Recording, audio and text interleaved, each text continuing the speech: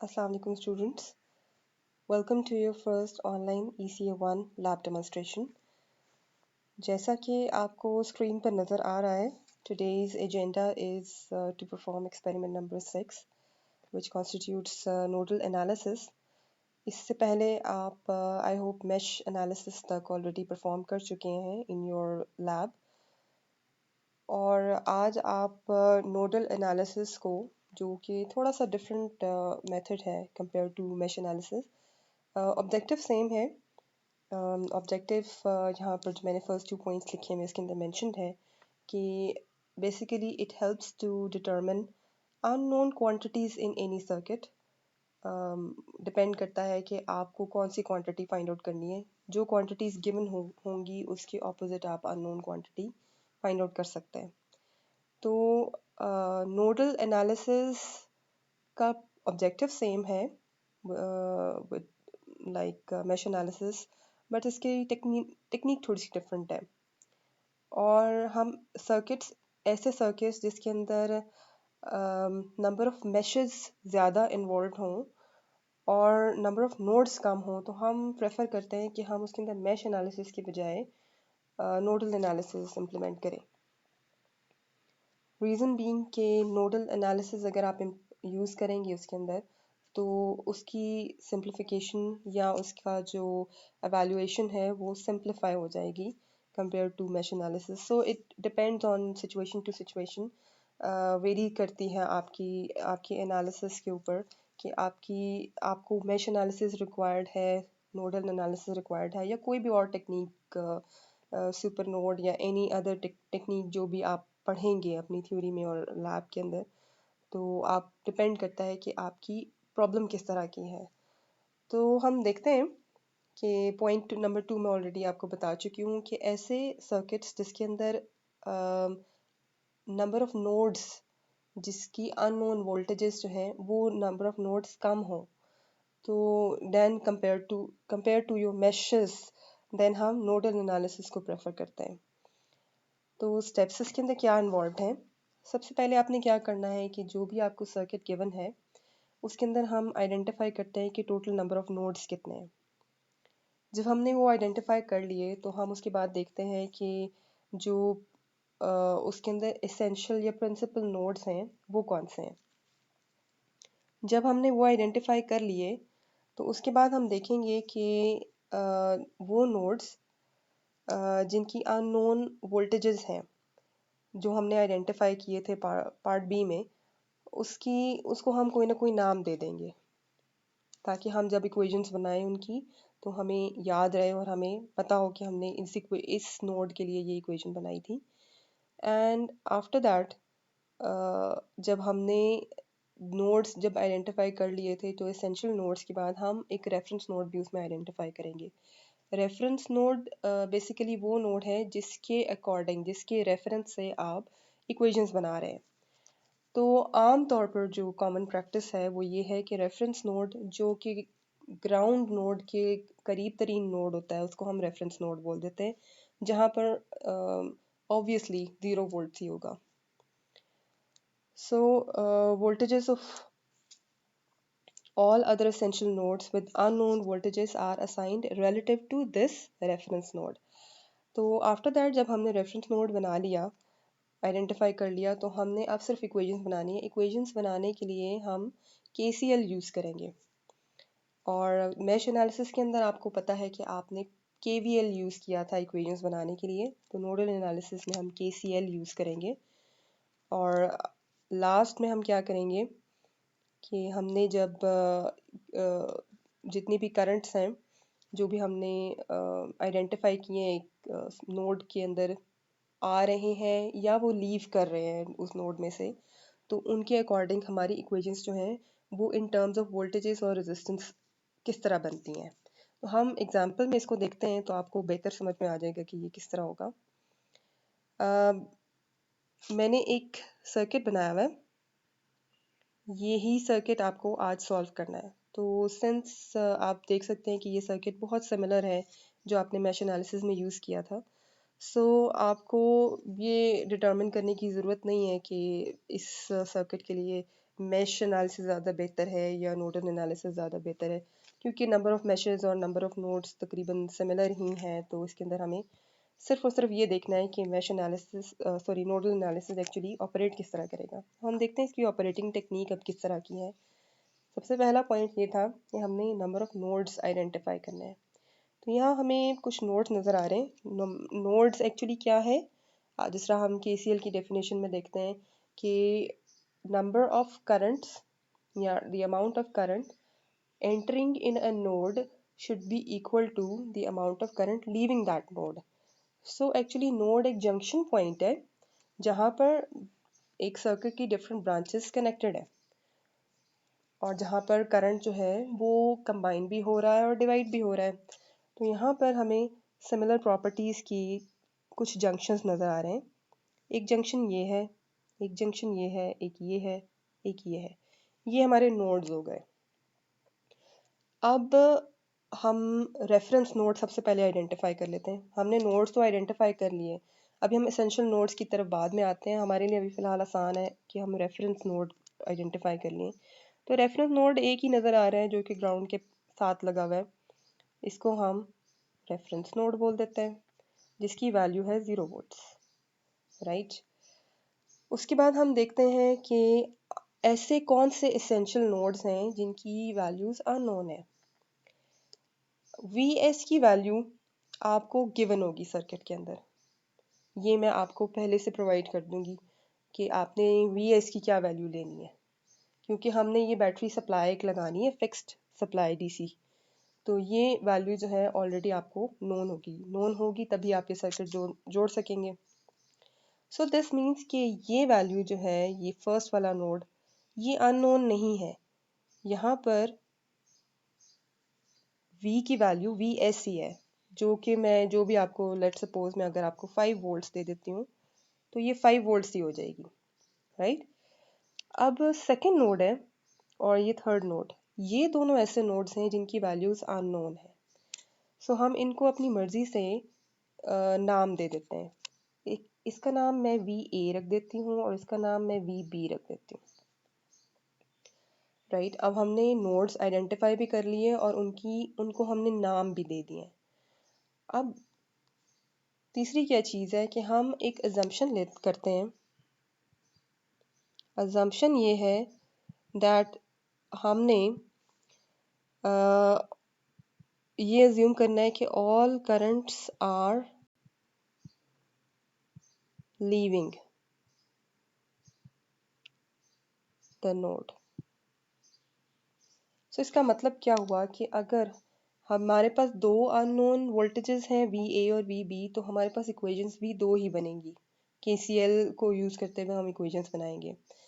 तो हम अज्यूम ये कर रहे हैं कि हर नोड के लिए जब हमने इक्वेशन बनाई तो करंट्स जो हैं वो इस नोड को लीव कर रहे हैं। ये आपकी मर्ज़ी है, आप ये भी अज्यूम कर सकते हैं कि सारे करंट्स जो हैं वो नोड के अंदर एंटर हो रहे हैं। तो जो भी आपने कन्वेंशन रखनी है वो दोनों नोड्स के लिए, या अगर 3 है अननोन या 4 है अननोन, जितने भी अननोन है उन सब के लिए आपने सेम रखनी है, ठीक। तो हम इनको करंट्स को नाम दे देते हैं। ये हो जाएगा I2, ये हो जाएगा I3, मैं रजिस्टर के अकॉर्डिंग ही नाम दे रही हूँ, और ये हो जाएगा I4, राइट। सिमिलरली अब हम थोड़ा सा मैं यहाँ पे कलर चेंज कर लेती हूँ।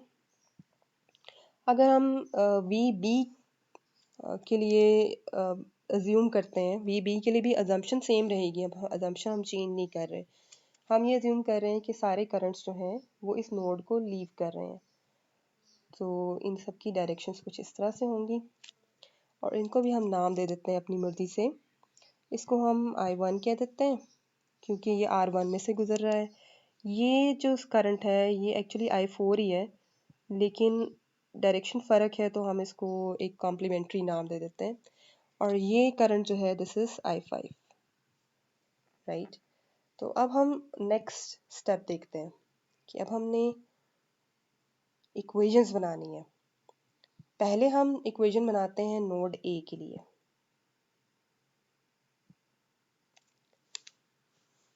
नोड ए के लिए हम देख रहे हैं कि हमारे पास 3 करंट्स हैं।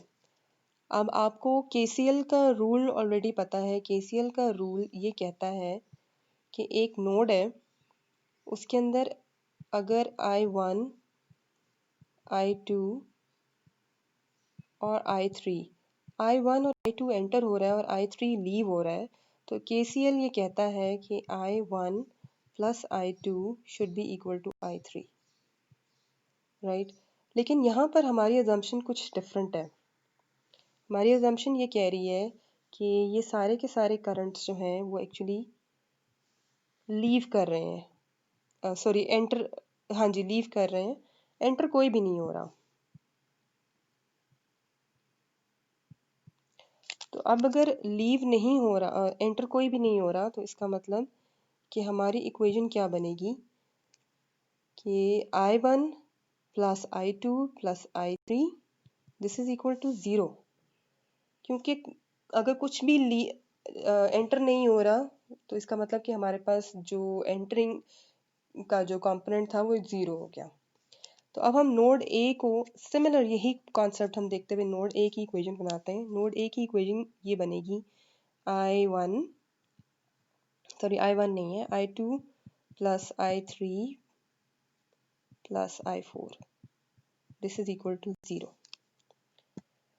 और इसी तरह हम देखते हैं कि नोड बी जो है इसकी क्या इक्वेशन बनती है।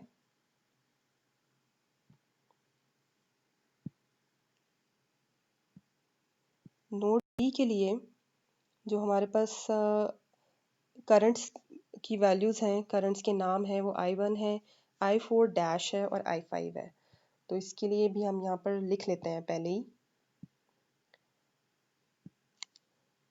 I1 plus I4 dash plus I5 equal to 0। ठीक हो गया। अब हम KCL तो हमने अप्लाई कर लिया, लेकिन हमें I2, I3 और I4 की वैल्यूज़ नहीं पता। हाँ, हम जो फाइंड आउट करना चाह रहे हैं कि जो हमारी अननोन वैल्यूज़ हैं वो VA और VB है, क्योंकि हमारे पास नोडल एनालिसिस के अंदर हमने यूज़ ही यही कंपोनेंट करने हैं, VA और VB। वो हमने वोल्टेज और रेजिस्टेंस की टर्म्स में KCL अप्लाई करना है। तो अब उसके अकॉर्डिंग हम देखते हैं कि हमारे पास क्या बनेगी इक्वेशंस। I2 जो है, I2 के साथ कंपोनेंट्स कौन कौन से जुड़े हुए हैं। एक R2 जुड़ा हुआ है, एक VA जुड़ा हुआ है, और एक ये फुल ब्रांच है, ये वाली पूरी ब्रांच, ये वाली। तो ये फुल ब्रांच जो है I2 से रेलेवेंट है।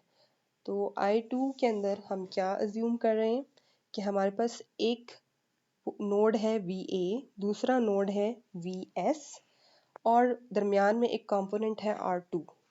तो हम इसकी इक्वेशन, अब चूंकि VA से VS की करंट की डायरेक्शन जो है वो VA टू VS है, तो हम पहले VA लिखेंगे, VA minus VS whole divided by R2। तो ये I2 के लिए मैंने इसको I2 को रिप्रेजेंट कर दिया in the form of voltage and current. Ohm's law यही होता है ना, V over R, I equals to V over R plus. अब हम I3 देखते हैं, I3 किससे रेलेवेंट है।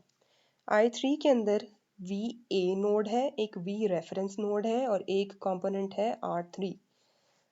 तो I3 को हम रिप्रेजेंट कर सकते हैं VA माइनस 0, क्योंकि रेफरेंस नोड की वैल्यू है 0, होल डिवाइडेड बाय R3। तो ये एक्चुअली VA ओवर R3 भी हो सकता है, प्लस I4 क्या है, I4 की में गुजर रहा है VA, VB और R4। तो करंट की डायरेक्शन VA से VB है, तो हम VA पहले लिखेंगे, VA minus VB whole divided by R4। This is equal to 0। ठीक हो गया। अब हमारे पास एक इक्वेशन बन गई। अब हम इसके अंदर एक्चुअली पुट भी कर सकते हैं कि VS की वैल्यू जो है ये हमें नोन है। VS को हम 5 वोल्ट्स ले लेते हैं और ये आपके पास ऑलरेडी 0 है, तो इक्वेशन सिंप्लीफाई होके कुछ इस तरह बन जाएगी VA minus 5 divided by R2 plus VA over R3 plus VA minus VB over R4 this is equal to 0। अब हम जाते हैं जी सेकेंड नोड की इक्वेशन पे। सेकेंड नोड की इक्वेशन जो है वो हम ऑलरेडी बना चुके हैं। अब हमने इसको सिर्फ रिप्रेजेंट करना है इन the form of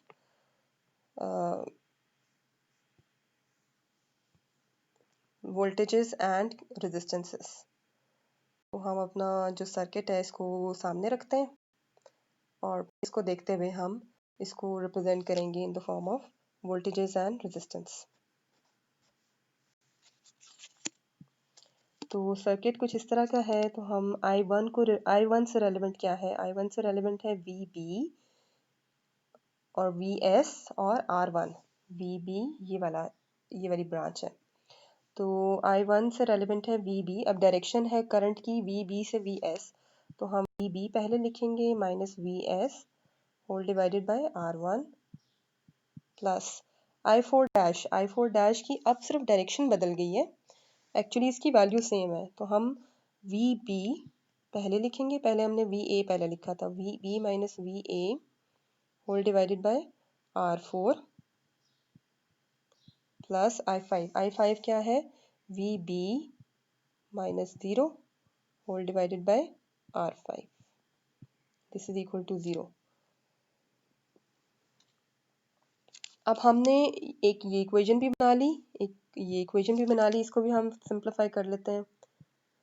VB minus 5 whole divided by R1 plus VB minus VA whole divided by R4 plus VB over R5 equal to 0। अब आपका ऑब्जेक्टिव क्या है, आपने क्या करना है कि इक्वेशंस आपने दोनों बना ली। अब इन इक्वेशंस के लिए आपने वैल्यूज पुट करनी है।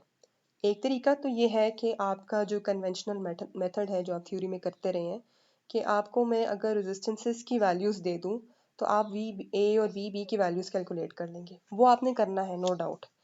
लेकिन प्रैक्टिकली आपने क्या करना है, प्रैक्टिकली आपने ये करना है कि मल्टीसिम पे ये सॉफ्टवेयर आप सबके पास होना चाहिए और हम आपको इंश्योर भी कर देंगे कि ये आपके पास सबके पास ये सॉफ्टवेयर मौजूद हो और इसके बारे में आपको थोड़ा बहुत गाइड भी कर दिया जाएगा आपकी ईज़ के लिए। तो मल्टीसिम आपने यूज़ करना है और मल्टीसिम के अंदर आपने एग्जैक्टली यही सर्किट बनाना है। और उसके अंदर आपने करना क्या है, आपने VA और VB की वैल्यू मेजर करनी है। मेजर कैसे करेंगे कि आपने सिर्फ अननोन इसके अंदर दो ही वैल्यूज हैं, बाकी तो आपको ऑलरेडी मैं आपको हर एक चीज़ बता दूंगी। यानी VS जो है, जो गिवन वैल्यूज हैं वो है आपकी 5 वोल्ट्स।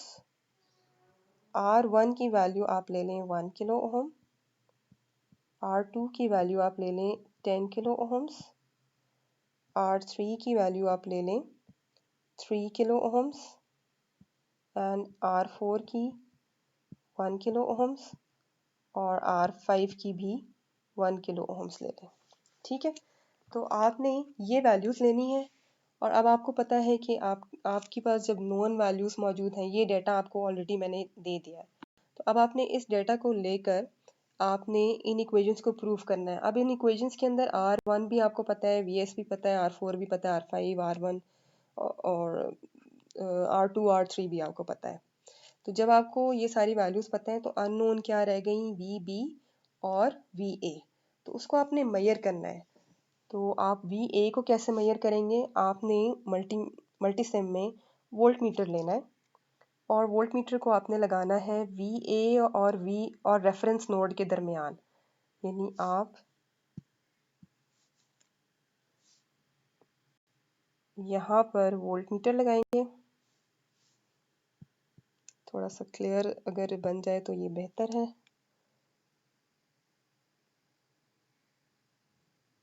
ये आपका नोड ए, इस वोल्ट मीटर का एक जॉइंट जो है वो VA पर लगा हुआ है और दूसरा जो है वो V रेफरेंस पे लगा हुआ है। तो ये आपको वोल्ट मीटर कौन सी वैल्यू बताएगा? VA की वैल्यू बताएगा। सिमिलरली जब आपने VB की वैल्यू मेजर करनी है तो आपने एक वोल्ट मीटर लगाना है जिसका एक एंड जो है वो VB के साथ कनेक्टेड होगा और दूसरा रेफरेंस नोड के साथ कनेक्टेड होगा। तो आपके पास जो वोल्ट मीटर की रीडिंग आएगी वो एक्चुअली VB की रीडिंग होगी। तो आपने क्या करना है, ये आपने जो आपके लैब मैनुअल के अंदर ये टेबल गिवन है, ये टेबल गिवन है, तो आपने इस टेबल को फिल करना है। टेबल को फिल आप कैसे करेंगे कि आपने VA और VB इन दोनों की वैल्यूज़ जो आपके वोल्ट मीटर ने शो की वो आपने यहाँ नोट कर लेनी है, ठीक है। फिर आपने जब VA और VB की वैल्यूज़ फाइंड आउट कर ली तो उसके बाद आपने I2, I3 और I4, एक तरीका तो ये है कि आप कैलकुलेट करें मतलब आपने ये चीज़ जब आपकी अच्छा दूसरी चीज़ इम्पॉर्टेंट ये है कि जब आपने VA और VB की वैल्यू इस इक्वेशन के अंदर, इक्वेशन 1 के अंदर जब आपने पुट की तो आपकी लेफ्ट हैंड साइड और राइट हैंड साइड बराबर आनी चाहिए या क्लोज टू इक्वल होनी चाहिए। यानी अगर राइट हैंड साइड के ऊपर 0 है तो लेफ्ट हैंड साइड पर भी क्लोज टू 0 होना चाहिए, ठीक है। तो अगर आपकी जब तक इक्वेशन ये कंडीशन ट्रू नहीं होगी आपकी बाकी की रीडिंग्स ठीक नहीं होंगी, ठीक है। तो उसके बाद आपने क्या करना है कि जब आपने ये फाइंड आउट कर ली तो I2, I3 और I4 ये कहाँ कहाँ है? I2 कहाँ फ्लो कर रहा है? यहाँ पे, ये आपका एमीटर एक लग जाएगा। I3 कहाँ फ्लो कर रहा है? यहाँ पे, एक एमीटर यहाँ लग जाएगा। और I4 आपका यहाँ फ्लो कर रहा है तो एक एमीटर आपका यहाँ लग जाएगा, ठीक है। आपने उसके बाद जो भी एमीटर ने रीडिंग्स दी वो आपने यहाँ नोट कर ली, ठीक है। तो ये आपका डेटा हो गया जो कि मेजर्ड डेटा है। उसके बाद आपका जो थ्योरी का जो ट्रेडिशनल मेथड है, जो कन्वेंशनल मेथड आप इससे पहले यूज़ करते रहे हैं, आपने उसको फॉलो करना है। उसके लिए आपने क्या करना है कि VA और VB अननोन था इस इक्वेशन में, तो आपने उसको यूजिंग योर ट्रिवियल मेथड्स, जो आपका अलजेब्रा का जो कॉमनली यूज्ड मेथड है, आपने उसी को यूज़ करते हुए आपने इसको इक्वेशन को ओपन करना है और फिर सिंप्लीफाई करके आपने VA और VB की फ्रॉम इक्वेशन 1 एंड 2 दोनों को यूज़ करते हुए आपने VA और VB की वैल्यूज़ कैलकुलेट करनी है। जब वो आपकी वैल्यूज़ कैलकुलेट हो गई तो आपने यहाँ पुट कर देनी है, ठीक है। और उसके बाद आपके पास जब VA और VB आ जाएगा तो आपने इन इक्वेशंस के अंदर सॉरी ये जो आपने इन्हीं इक्वेशंस के अंदर जो है VA और VB पुट करनी है। तो आपको ये पहली इक्वेशन अगर आप सॉल्व कर लेंगे तो ये I1 I2 आ जाएगा। ये दूसरी इक्वेशन सॉल्व कर लेंगे तो आपके पास आ जाएगा I3 और ये आ जाएगा I4। तो आपके पास इस टर्म की अगर वैल्यू आ जाती है तो वो I2 हो जाएगा, तो वो आपने यहाँ पुट कर देनी है, यहाँ I3 की और I4 की वैल्यूज़, ठीक है। सिमिलरली जब आपने ये कैलकुलेशंस कर ली आपने यहाँ पर पुट कर ली। अब इस डेटा को देखते हुए आपको अंदाज़ा होगा कि आपका जो नोडल एनालिसिस है वो सक्सेसफुली रिजॉल्व हुआ है या नहीं हुआ है। अगर तो ये वैल्यूज़ मेजर्ड और कैलकुलेटेड वैल्यूज़ जो हैं वो करीब तरीन आ रही हैं तो इसका मतलब है कि आपने एक्सपेरिमेंट बिल्कुल ठीक परफॉर्म कर लिया है। और अगर डिफरेंस आ रहा है तो आपको ये जस्टिफाई करने की ज़रूरत है कि आपके रीडिंग्स में या आपकी मेजरमेंट्स में कहाँ कोई मसला आया है। तो आपने अब ऑब्जेक्टिव आपका क्या है, आपकी जो टास्क है, आपकी टास्क ये है कि आपने इस एक्सपेरिमेंट को परफॉर्म करना है ऑन मल्टीसिम, ठीक है। और मल्टीसिम पे जब आपने परफॉर्म कर लिया और ये रीडिंग्स आपने नोट कर ली, आपकी इक्वेशन 1 और 2 ये बोथ वेरीफाई हो रही हैं, लेफ्ट हैंड साइड और राइट हैंड साइड बराबर आ रही हैं या क्लोज टू इक्वल आ रही हैं, तो आपने उसके बाद अपनी एक लैब रिपोर्ट बनानी है। लैब रिपोर्ट के अंदर क्या होना चाहिए? आपका लैब टाइटल, ठीक है। और उसके बाद आपके पास और क्या चीज़ होनी चाहिए इसके अंदर? आपने अपरेटस क्या यूज़ किया, ठीक है। और नंबर 3 पे आप उसको अपनी कैलकुलेशंस आप शो करेंगे, ठीक है। कैलकुलेशन से पहले आप बेशक अगर थोड़ी सी थ्योरी लिखना चाहें तो वो भी आप लिख सकते हैं, ठीक है। कैलकुलेशंस इनफैक्ट कैलकुलेशंस आप बाद में करेंगे, पहले आप करेंगे थ्योरी हो गई नंबर 3, नंबर 4 हो जाएगा आपका क्या, आपने एक्चुअली सर्किट बनाना है, सर्किट बनाकर या आपकी जो मल्टीसिम में जो आपने सर्किट बनाया उसका स्क्रीनशॉट लगाएंगे, ठीक है। ये आपने अपने वर्ड पे आपने वो बनाकर तो आपने डालना है, ठीक है। और उसके बाद नंबर 5 पर आपने क्या करना है, आपने कैलकुलेशंस करनी है। कैलकुलेशंस करने के बाद आपने ये वाला जो टेबल था नंबर 6 टेबल फिल करना है, ठीक है। टेबल फिल करने के बाद आपने लास्ट में कंक्लूजन ड्रॉ करनी है, ठीक है। और उस कंक्लूजन में आपने बताना है कि आपकी ये रीडिंग्स अगर ठीक आई हैं या गलत आई हैं, वो इतना इम्पोर्टेंट नहीं है। आपने कंक्लूजन में ये ड्रॉ करना है कि आपने एक्सपेरिमेंट में से क्या समझा। अगर आपकी रीडिंग्स गलत आ रही हैं तो आपके अंदाजे में इसका इसका क्या बैकग्राउंड हो सकता है। अगर आपकी रीडिंग्स ठीक आ रही हैं तो इसका मतलब है कि आपने नोडल एनालिसिस से क्या डिड्यूस किया एक्चुअली। तो आपने कंक्लूजन एक एंड पर लिखना है, ठीक है। आफ्टर दैट आपने अपने जो भी कंसर्न्स हैं इस लैब से रिलेटेड आपने अपने लैब टीचर से डिस्कस करना है इसके बारे में, ठीक है। आई होप आपको अगर फर्दर कोई भी क्वेरी है तो उसमें कोई मसला ना आए और आपकी टीचर आपको बेहतर इसमें गाइड कर सकते हैं। So I hope to see you next time इंशाल्लाह। ओके, अल्लाह हाफिज़।